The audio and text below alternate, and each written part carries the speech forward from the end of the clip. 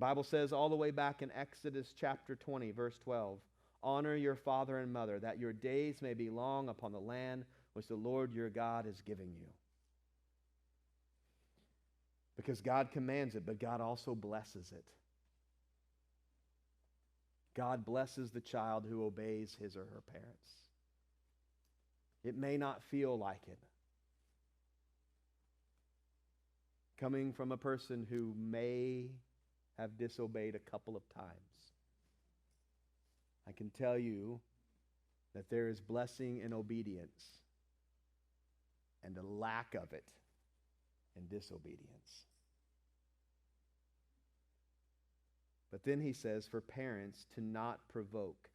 Now it says fathers in most translations. Most of your translations that you're reading today, maybe all of them, say fathers. The reality is that this Greek word that's used here can be translated as parents. So both mother and father are responsible for this. However, I don't think that it's an accident that fathers seem to be singled out here.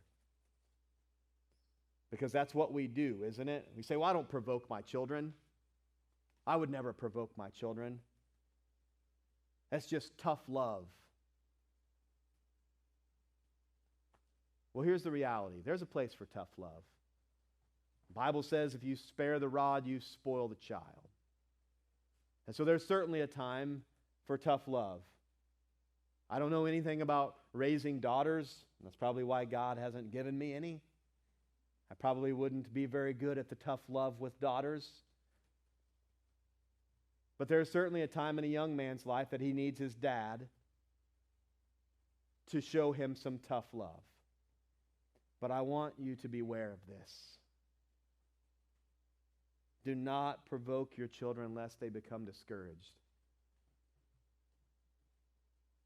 I don't know how many children I interact with in a year's basis between upward basketball, between Little League baseball, between other church events, between being involved in school activities. And it doesn't take very long to look and find a child who is discouraged by his parents.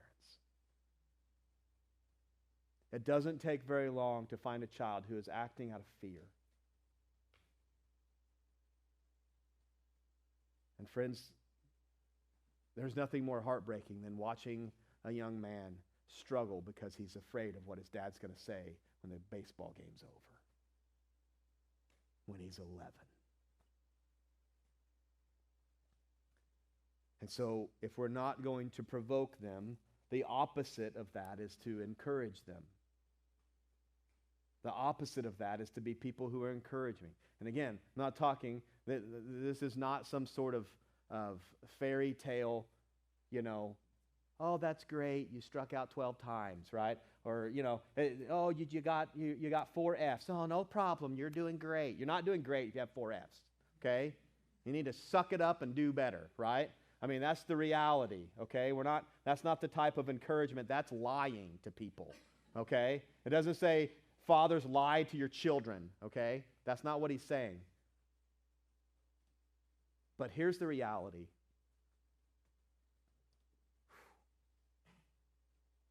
Here's the reality that I've learned about kids.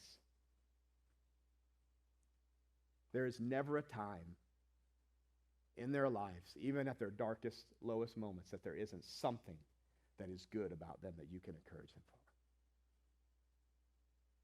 They can have the worst day and the worst time, but there is always something in them that you can find to encourage them about. And the problem is that many times, even as Christian parents, we tend to look for the places to punish rather than to look for the places to encourage.